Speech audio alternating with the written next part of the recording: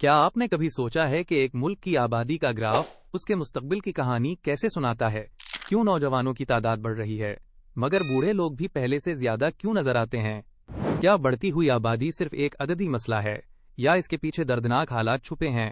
جب بچے اسکول چھوڑ کر مزدوری پر مجبور ہوں، جب بزرگ دوائی کے لیے ترسیں اور جب جنگلات صرف لکڑی کے ڈھیر بن جائیں، تو کیا ہم صرف دیکھتے رہیں گے؟ کیا ہم اس بدلتے منظرنامے کو سنوار سکتے ہیں؟ کامنٹس میں اپنی رائے ضرور دیں۔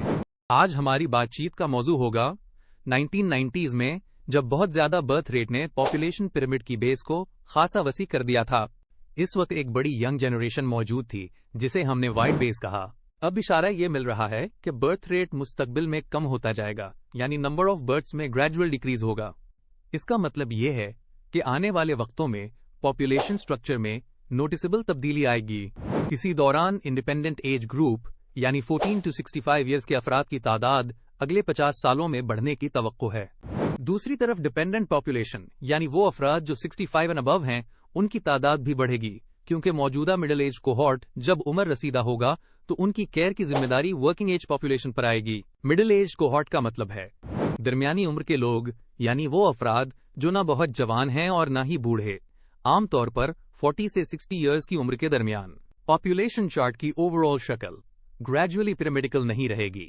جیسے جیسے ایج ڈسٹریبیوشن میں تبدیلی آئے گی، ایپیکس اپنی جگہ پر برقرار تو رہے گا، تاہم براڈر بیس سینٹر کی جانب شفٹ ہو جائے گی۔ یہاں ایپیکس سے مراد آبادی کے گراف میں سب سے اوپر کا حصہ ہے، جو عام طور پر زیادہ عمر کے افراد کو ظاہر کرتا ہے۔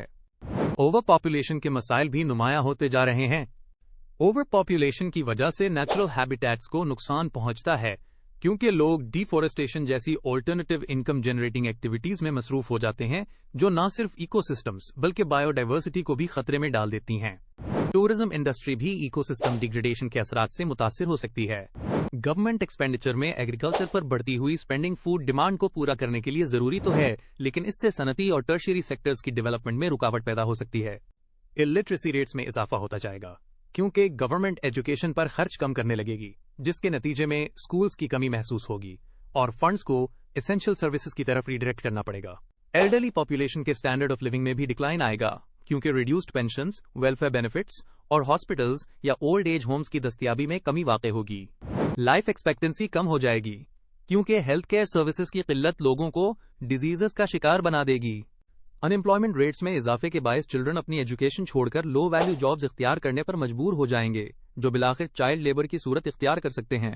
پولوشن بھی بڑھتی جائے گی، کیونکہ ہیومن اور انڈسٹریل ویسٹ صاف کرنے کی صلاحیت کم ہو جائے گی، اور انیریکویٹ لوکل پروڈکشن یعنی ناکافی مقامی پیداوار کی وجہ سے کنٹری امپورٹنگ گڈز پر منحصر ہو جائے گی، جس سے فارن ایکسچینج ریزروز میں کمی آئے گی۔ مور اوور، گورنمنٹ کو ایکسٹرنل ڈیٹ سروس کرنے پر زیادہ توجہ دینی پڑے گی، جس کے باعث جاب کریشن میں کمی یعنی کٹ بیکس آئیں گے، پاورٹی میں اضافہ ہوگا، کرائم ریٹس مزید بڑھیں گے، اور انفلیشن یعنی مہنگائی بھی شدید ہو جائے گی۔ ورکنگ پاپولیشن کو انکریز ٹیکسیشن اور دیگر میکانزمز کے ذریعے ڈیپینڈنٹس کی سپورٹ کرنی پڑے گی۔ پاورٹی کے نتیجے میں لوگ ٹیمپرری ہاؤسنگ میں رہنے لگیں گے، جس سے سلم ایریاز یعنی کچی آبادیوں یا غریب علاقوں کا پھیلاؤ یقینی ہو جائے گا، اور ویلتھ ڈسٹریبیوشن میں انیکوالٹی بڑھے گی، کیونکہ امیر افراد ان ایڈورسٹیز کا بہتر طور پر مقابلہ کر سکتے ہیں۔ حکومت کو بے روزگاری کم کرنے کے لیے ضروری تعداد سے زیادہ افراد کو ملازمت دینی پڑ سکتی ہے، جسے اوور سٹافنگ کہا جاتا ہے، اور ان اضافی افراد کی تنخواہیں ادارے کی سالانہ آمدنی سے دی جاتی ہیں، جس سے نظام کمزور ہو جاتا ہے۔ ٹریفک میں اضافہ ہوتا ہے، جس کے نتیجے میں سڑک پر حادثات اور اموات اور ٹریفک جام جیسے مسائل جنم لیتے ہیں۔ آج ہم نے بات کی کہ 1990s میں بہت زیادہ برتھس کی وجہ سے پاپولیشن پیرامڈ کی بیس بہت وائڈ ہو گئی تھی۔ اب وقت کے ساتھ ساتھ برتھ ریٹ گریجولی ڈیکریز ہوگا، یعنی برتھس کی تعداد کم ہوتی جائے گی۔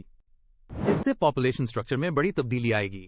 اسی دوران working age individuals 14 to 65 years کی تعداد بڑھے گی، اور اولڈر ایج گروپ یعنی 65 پلس افراد بھی بڑھیں گے۔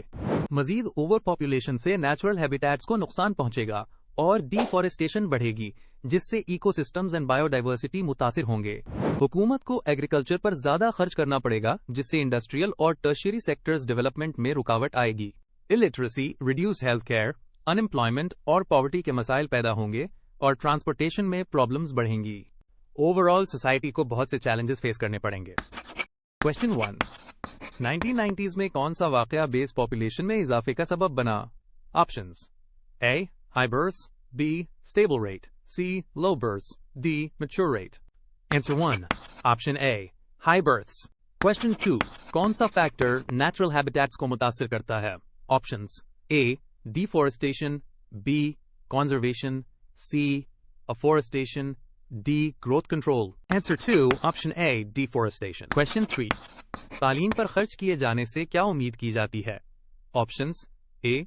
School cuts. B. Illiteracy rise. C. Better literacy. D. Increased funds. Answer 3. Option C. Better literacy.